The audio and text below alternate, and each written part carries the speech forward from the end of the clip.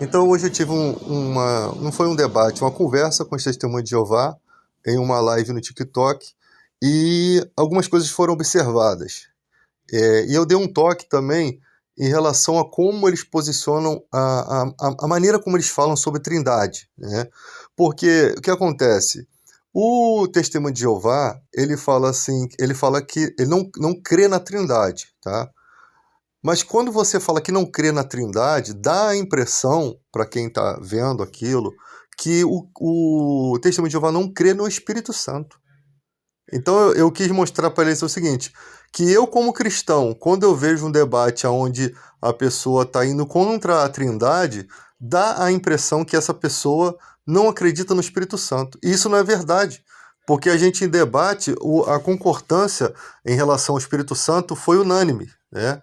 Então, todo debate é tipo assim, desculpe falar, mas é ridículo o nosso debate, porque todo debate está na seguinte circunstância: querer provar que o Espírito Santo é uma pessoa, tá? Nós não precisamos provar que o Espírito Santo é uma pessoa. Provar ou não provar que o Espírito Santo é uma pessoa não vai modificar os escritos sagrados, aquilo que Jesus falou a respeito do Espírito Santo, porque o importante é que se entenda, que o mundo entenda que existe o Espírito Santo e para que ele foi enviado para o mundo. Jesus disse: não vos deixarei órfãos, voltarei outra vez para vós. Não vos deixarei órfãos, eu clamarei ao Pai e ele vos dará outro consolador para estar para sempre convosco.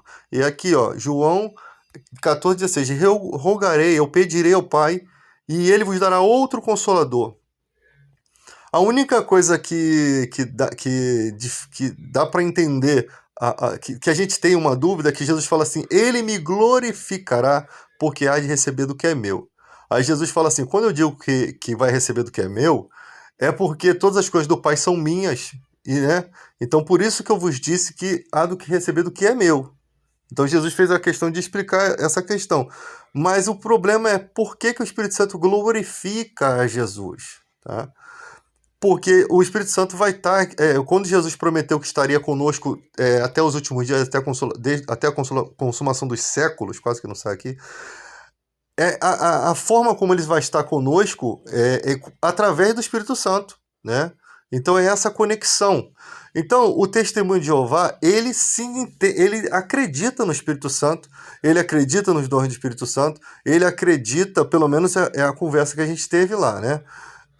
Acredita que ele é o Consolador, que ele intercede pelas nossas fraquezas. E uma frase pouco analisada, porque às vezes eu percebo que as pessoas, inclusive nessa live, tinham a dificuldade de ter os textos em mãos, porque quando você vai, se você não decora o texto, às vezes eu não consigo decorar o versículo em que está, mas eu sei como é que o texto é, mais ou menos.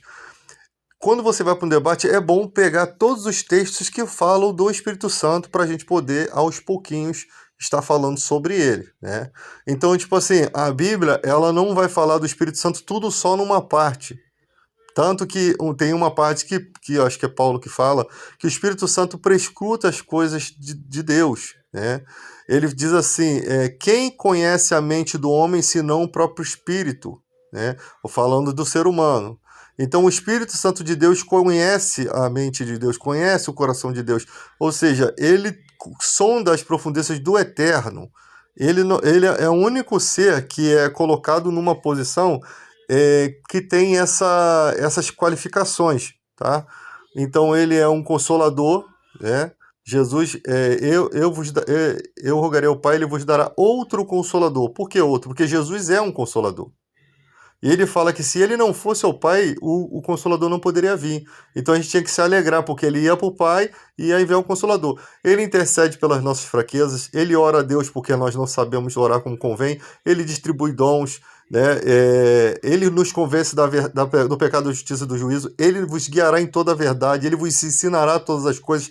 Então, todas essas declarações que não estão colocadas em um só texto, estão espalhadas pela Bíblia, são um conjunto de coisas que você tem que pegar, juntar e entender, tá? Então, tipo assim, não entristeçais o Espírito Santo, ao qual foste selado, ele sela. Então, é isso que a Bíblia precisa, é isso que a humanidade precisa entender, né? Porque sem Jesus você não tem o Espírito Santo, você não tem o selo. Em Colossenses 1,13, ele nos tirou do império das trevas e nos transportou para o reino do Filho. Em Efésios 2,13, ele nos selou com o Espírito Santo da promessa, essa promessa da vida eterna. Então, é necessário ter esse selo. Você não é obrigado a servir a Cristo, você não é obrigado a se tornar cristão. Mas saiba que o Espírito Santo ele não vem para a sua vida sem estar vinculado ao cristianismo, sem estar vinculado ao Filho de Deus. Tá? Você pode ser uma pessoa que faz a caridade, você pode ser uma pessoa boa. Só que o Espírito Santo, né, Jesus falou para Nicodemos, um homem conceituado da época, um homem cheio de conhecimento, que ele precisava nascer do Espírito. Ele usa uma analogia do vento, o vento sopra onde quer, você ouve a sua voz, mas não sabe de onde vem nem para onde vai. Assim é o que são nascidos do Espírito Santo. Ele faz uma analogia, ele compara a atuação do Espírito Santo como o vento, que você não vê, você não sabe de onde nem ele vem nem para onde vai. É um mistério de Deus. Agora, a briga fica em torno, não, o Espírito Santo é uma pessoa. Ah, não é. Cara, isso não tem nenhuma importância de a gente entender que seja ou não. Porque o próprio Jesus, se ele quisesse que a gente entendesse dessa forma, a gente falava, o Espírito Santo é uma pessoa, simples. Deus não é Deus de confusão. Mas para a gente não ficar fixado nisso, e também ninguém querer fazer livros onde ensina-se a adorar o Espírito Santo, ele simplesmente, sabendo que o próprio Espírito Santo iria futuramente nos guiar em toda a verdade, porque isso é um papel dele, né? Ele não precisa se preocupar em colocar tudo tintim por tintim, né? O que nós precisamos entender é o seguinte, essas discussões muitas vezes fica não é ou não é, e eles esquecem de falar das coisas mais importantes, que o Espírito Santo existe? Você crê? Porque tem gente que às vezes está num debate que não é o Testemunho de Jeová e nem...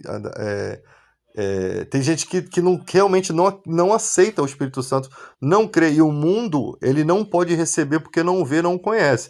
Então, se o mundo não pode ver, nem conhece, quem rejeita a ideia do Espírito Santo, que Jesus botou na Bíblia ali, explicou, né? Jesus falou, no caso falou e foi transcrito por suas testemunhas ocular, quem não aceita essa ideia não tem o Espírito, porque é do mundo ainda. Não pode ver, entende? Não pode aceitar. Né? Um homem natural não aceita as coisas do Espírito, que são loucura. Né? Ele não discerne. Então, tipo assim, você vai ter pessoas que não aceitam porque não discernem, porque não receberam esse poder. Você vai ter pessoas que entendem esse poder, que têm o mesmo pensamento como todo mundo, mas que insistem em brigar para provar uma característica que a Bíblia nem mostra assim com clareza, mas passam a vida toda brigando com aquilo, quando na verdade o que Jesus queria era só... Olha como é que o ser humano é tão assim... Como é que eu posso dizer? Ele é tão... Ele quer se sobrepor demais, isso é soberba. Ele quer ser muito sábio, a pessoa quer ser muito sábio, quer aparecer com a sua sabedoria, sendo que tudo que a gente sabe veio de alguém, veio de ensinamentos, não é nosso, a gente não criou nada. Então, tipo assim, a pessoa quer ser melhor do que as outras. Esse pensamento de que eu sei o que eu estou falando, eu sei e você não sabe nada, é o que atrapalha, essa falta de humildade, é que atrapalha a pessoa de entender que o que é fundamental no Evangelho, o que é importante, é eu provar que ele é uma pessoa ou eu mostrar para as pessoas que ele existe por conta da existência dele, o que ele representa para nós aqui na Terra. Porque Jesus colocou ele como representante, como consolador, que intercede pelas nossas fraquezas, que nos faz nos arrepender. Essas características do Espírito Santo, eu não preciso montar e dizer que ele é uma pessoa, não. Eu só preciso dizer que ele é uma força mesmo, santa, que modifica as características humanas, modifica o caráter humano. Ele é um ajudador, um consolador. Quando está sofrendo, você pensa que aquela tristeza vai exterminar você, o consolador vem e ele ora por você, pela tua fraqueza, com gemidos inexprimíveis. Por quê? Porque ele sabe, os gemidos inexprimíveis é uma forma de dizer para nós que, tipo, vocês não entendem nada como que funciona essa oração. Não adianta eu dizer para você como que essa língua não é humana, essa língua não é do mundo. Assim como o dom de línguas, a pessoa fala, isso é dom humano, isso é linguagem humana. Não é, porque ela edifica o espírito da pessoa. A pessoa não sabe o que está falando, mas ela sabe que é um dom que Deus deu a ela, que aquilo acaba edificando o espírito, traz valor espiritual para o seu espírito. Mas que há a possibilidade de se interpretar o que aquela linguagem está dizendo, tá? Então eu não tenho dom de línguas, nunca orei, mas eu não posso negar que isso é uma evidência do evangelho. E nem todos têm o mesmo dom. Paulo diz: são todos têm um dom de cura? São todos que oram em língua? Paulo falava: eu, graças a Deus, eu oro mais em língua do que vocês. Mas eu prefiro falar poucas palavras com 10 palavras com a sabedoria humana. Ou seja, o próprio Paulo era um cara que falava outras línguas humanas, né? Está falando que preferia falar na linguagem normal deles, para que eles pudessem entender, do que estar ali no culto falando em línguas. Mas ele diz que ele orava em línguas, ele falava em línguas. É. Então, falar em línguas estranhas é um dom do Espírito, que edifica o Espírito, e que possivelmente Paulo sabia interpretar e poderia interpretar o que estava sendo dito, porque ele fala: quem ora em língua, ore também para que interprete. Porque o que acontece? Não é uma coisa assim que você está num culto e uma pessoa começa a orar em línguas e edificar o seu espírito no momento do culto. Isso não tem problema algum. Não é errado isso. Né? O errado é a igreja ser tomada só desse tipo de movimento. As pessoas tudo orando em língua, ninguém está entendendo nada. A pessoa chega na igreja, vê aquilo, pensa que está todo mundo louco. E igual pensaram que os discípulos estavam bêbados lá, o pessoal estava bêbado, quando receberam lá, não os discípulos, mas as pessoas de vários lugares. Agora, naquele momento, as pessoas ouviam o que eles estavam dizendo na sua própria língua materna. Ou seja, haviam pessoas de várias regiões que falavam línguas iguais, semelhantes ou diferentes, né? Quando fala língua materna, poderia ser uma língua primitiva que não se falava mais. Porque, tipo assim, você tem o aramaico arcaico, você tem linguagens, eu esqueci o nome da outra linguagem que é mais primitiva, que ela, com o tempo, ela foi substituída, tá? Então, quando ele fala língua materna, é porque quando o cara era pequenininho, aquela linguagem era normal. Depois o tempo foi modificando e a linguagem mudou, mas ele ainda lembrava da linguagem materna.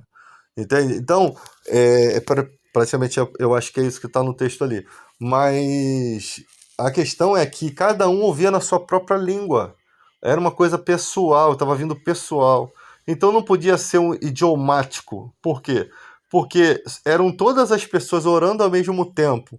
Não era por exemplo, vamos supor que você tem vários estrangeiros aqui. Não era um de cada que estava orando em língua dizendo para cada um dos estrangeiros, não. Eram todos que estavam participando daquela manifestação de línguas, todos recebendo aquela linguagem e edificando seu espírito, sem saber até o que estava acontecendo, né? Porque eram gentios, não eram pessoas de entendimento. E até os cristãos mesmo ainda não entendiam o que fala, né? Porque os outros de fora achavam que estavam bêbados, né? E eles recebendo aquela manifestação e as línguas de fogo aparecendo, né, sobre a cabeça deles. Foi evidenciado isso no texto, como talvez a língua não permaneceu, mas apareceu e apagou, e aquelas pessoas que chegaram só receberam a informação. Mas todos aqueles orando aquela mesma linguagem estava sendo transmitida simultaneamente para cada entendedor. Cada pessoa estava ali de lugares diferentes e conseguia compreender no seu próprio entendimento. Só que não foram todos que parece que compreendem. Porque aqueles que perguntam sobre o que estava acontecendo, se estavam bêbados, eles parece que não receberam a interpretação. Não se sabe por quê, né? Ou se receberam, não se deram conta. Talvez eles não se deram conta de que de fato, né, eles devem ter olhado assim: esses caras estão bêbados, esses caras estão falando aí. Os caras estão falando loucuras, estão falando coisas ali, adoração, que coisa é essa aí? Talvez eles até entenderam, mas eles não acharam que se tratava de uma manifestação espiritual, tá?